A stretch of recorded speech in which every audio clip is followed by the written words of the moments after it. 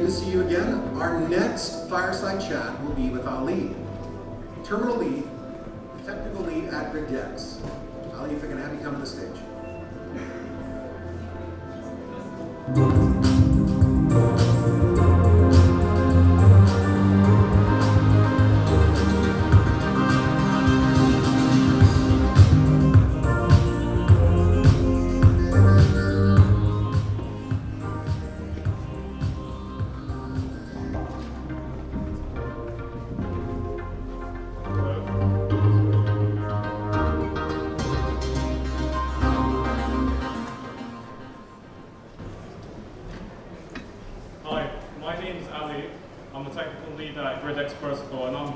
About a fully on-chain order book protocol, which is what we believe will be the catalyst for DeFi mass adoption.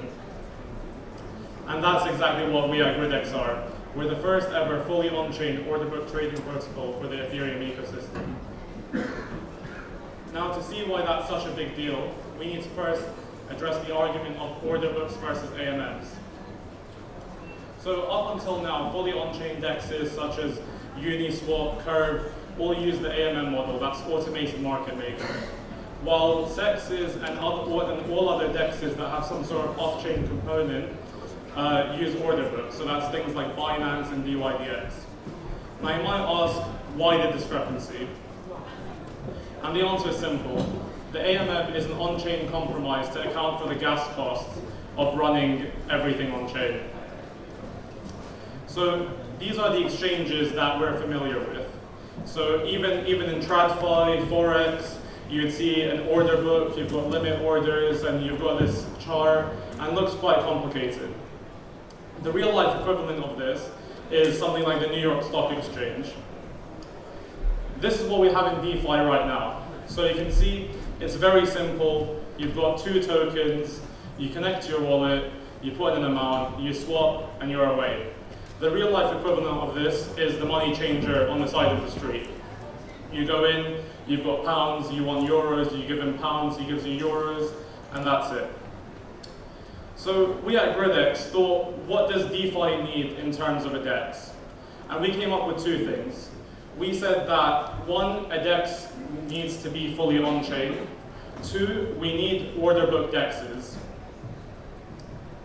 So first one, why does a DEX need to be fully on-chain?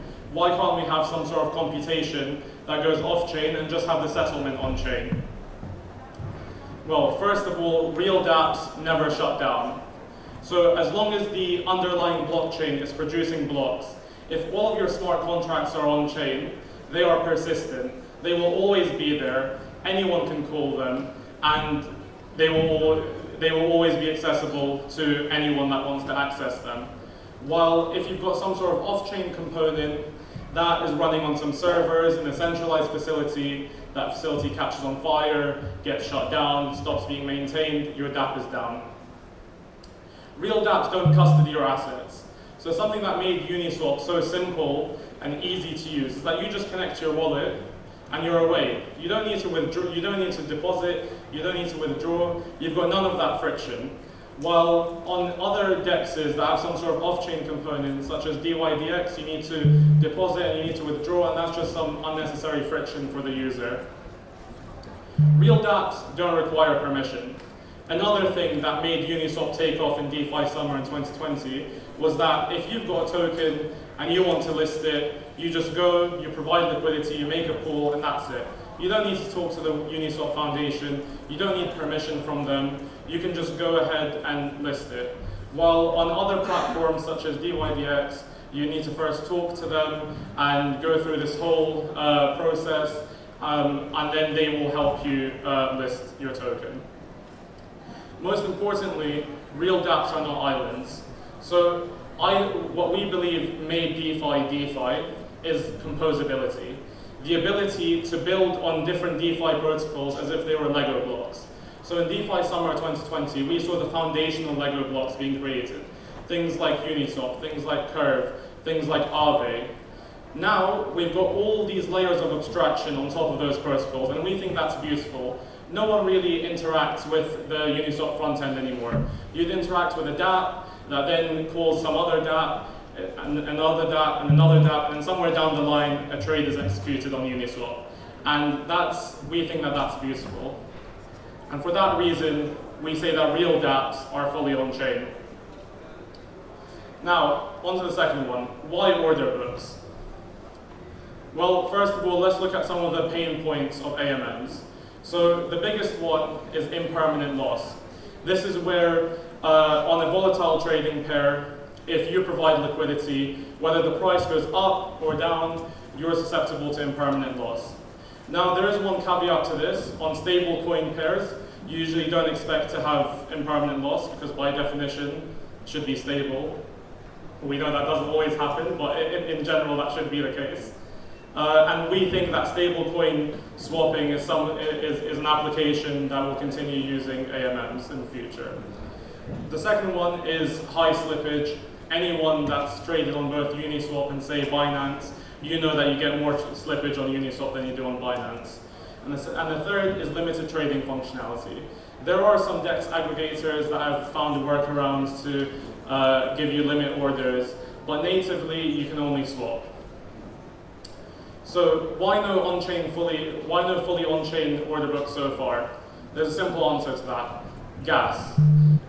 Things like Ether Delta try to do fully on-chain order books, but once you have enough users, the whole thing just breaks down. You start hitting the gas limit, the gas fees go insane, and it just doesn't work. So is there a way to reduce the resource consumption of an order book? The answer to that is yes. And that's what we at Gridex have done.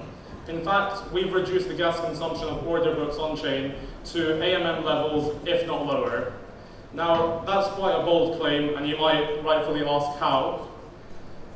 To understand that, we first need to understand how an order book usually works.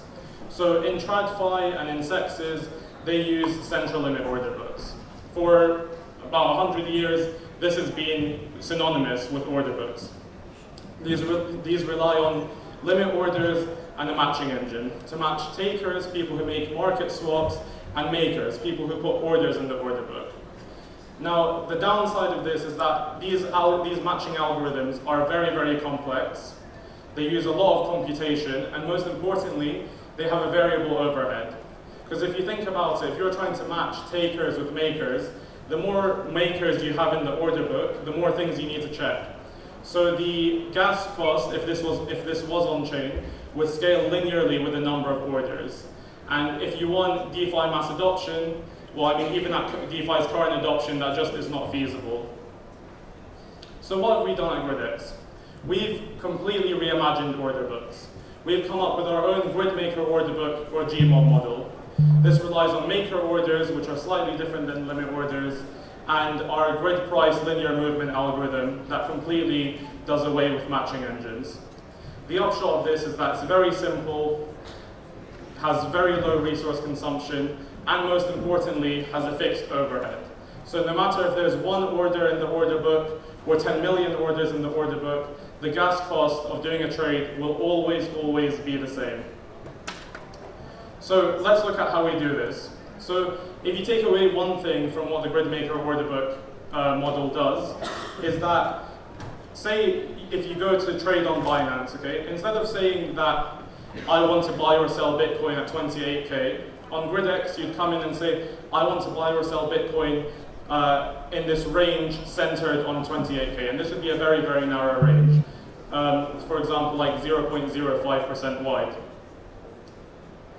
And that allows you to place orders of any size and at any price. So what I was saying about how maker orders are a bit different to limit orders, you would know that on a centralized exchange, sometimes when you try to place a limit order under certain circumstances, it actually gets executed as a taker, a market swap. And that will never happen on Gridex. Your maker order will always go into the order book as a maker. Most importantly though, you get zero slippage. So when you place your maker order in a range, your average filled price will always be somewhere within that range. It's impossible for it to be outside of that range. And to incentivize what are essentially the liquidity providers, the people who place orders in the order book, we have negative fees. these fees are paid directly by the taker. They go directly from the taker to the maker, and we don't take any fees in between. So now let's look at the GPLM algorithm. This might look a bit complicated, but let's break it down. So let's say we've got this price range, okay? And let's assume that the current price is at the lower boundary. Maker orders are coming in. Essentially what the algorithm does is that it bundles all of these maker orders into a bundle that we call B0. And essentially what this allows is to treat all of those maker orders as essentially one maker order. And that's how we do away with the matching engine. And then when a taker comes in, instead of filling one of these maker orders, the algorithm will fill all of the maker orders in that bundle proportionally. So let's solidify that with some numbers. Let's say that 10 maker orders, all with a volume of $100 are coming in. So the total liquidity in that range is $1,000. Now a taker comes in and wants to do a swap worth $100. What would usually happen is that the first maker order that went in, that would just be filled for the full $100. Instead, what would happen with Gridex is that all 10 of those orders would be filled by $10 at the same time to give the taker that $100. And in that way, this is how we achieve our fixed overhead. You can see that there is no matching. Essentially, you're just matching one taker to what appears to be one maker. So we have different grids, and these grids have different resolutions. What that means, so for example, in the 0.05% grid, all of these narrow ranges that I spoke about would be 0.05% wide. And correspondingly, the taker fee would be 0.05%, and the maker fee is negative that, because the fee goes straight from the taker to the maker to incentivize liquidity providers. So that's all fine and dandy, but let's see how this actually adds up on chain. So we've compared our order books to Uniswap V3, and we've found that a swap in one of our grids costs the same amount of gas as a swap in a Uniswap V3 pool. Most importantly though, placing a maker order, which is akin to adding liquidity to a Uniswap V3 pool, is 3 times cheaper. And collecting a maker order, which is akin to removing liquidity, is 2 times cheaper. So we ourselves are not actually a front end. We provide the engine for other DEX aggregators to integrate with us. And the first of these aggregators is D5.xyz. They're the first in their kind in that they leverage both the power of order books and AMMs, because they aggregate from us, Uniswap, and Curve. So this is the DEX that we need, and this is the DEX that we now have. So since we've launched, in roughly 3 weeks, we've seen more than $400 million in volume, nearly 400,000 unique transactions, and over 22,000 total users. Our native token, GDX, launched on Arbitrum on March 15th, and you can currently earn GDX through our Maker Awards program, which will last approximately a year, by trading GDX ETH through our protocol. So a bit about our tokenomics. You can see that the majority of the token is in the community's hands. 7% of that's for an airdrop. Airdrop 1 and 2 have concluded, and airdrop 3 is going live tomorrow. And you can see that we've got a decent chunk for our Maker Awards, and you can see that we also have something for Proof of Stake rewards, which I'll get onto shortly. And here you can see our release schedule, and you can see from day 1, most of the tokens are in the community's hands. So, Gridex is more than just an on-chain order book protocol. I introduced to you Gridex POS, the final step towards replacing sexes. This is a cross-chain order book protocol, a layer 0 blockchain that will support all of your favorite mainstream layer 1s and generalized layer 2s, Ethereum, Arbitrum, Optimism, Polygon, Base as well. But most importantly, Bitcoin. That's right. For the first time since Satoshi penned his white paper in 2009, you'll be able to trade native Bitcoin. That's not bridged, that's not wrapped, you don't need a centralized exchange. Trading native Bitcoin in a completely decentralized way. And we believe that this truly realizes Satoshi's vision of electronic peer-to-peer cash. That's slated for mainnet in Q2 of next year. But for now, Gridex protocol itself is live on Arbitrum. Ethereum, Optimism, Polygon, and Base soon.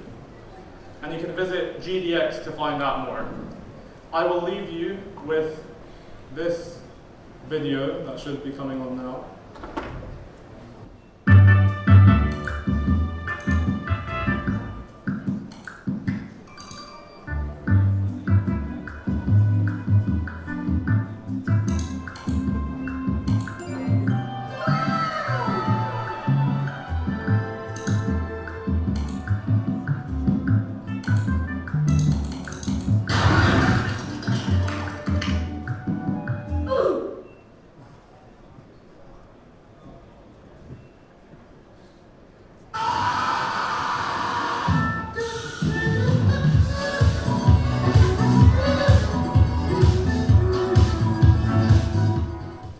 If you can relate to Wordjack, come to our slide event today at 6 p.m. and we can have a chat about your sex life. Thank you.